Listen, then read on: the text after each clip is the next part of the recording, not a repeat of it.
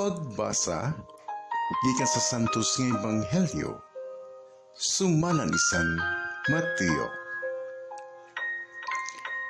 Si Jesus mingon sa iyang mga tinunan, "Nakadungog kamo sa gingon kaniadto.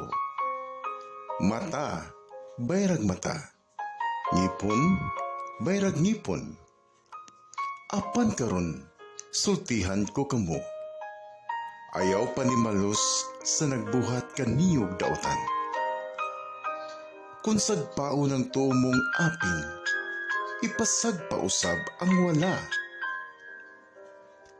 Kung may mukiha kanimo, aron mailog niya ang imong kamisin, ihatag usab kaniya ang imong kamisa dentro.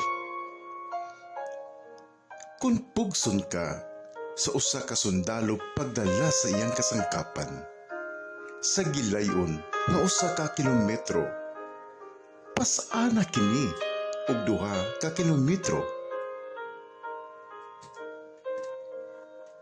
Kung may muhangyo kanimo og usa ka butang, ihatag kini kaniya.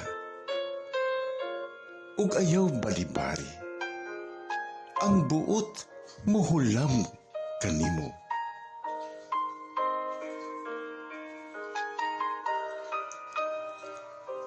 Ang Ebanghelyo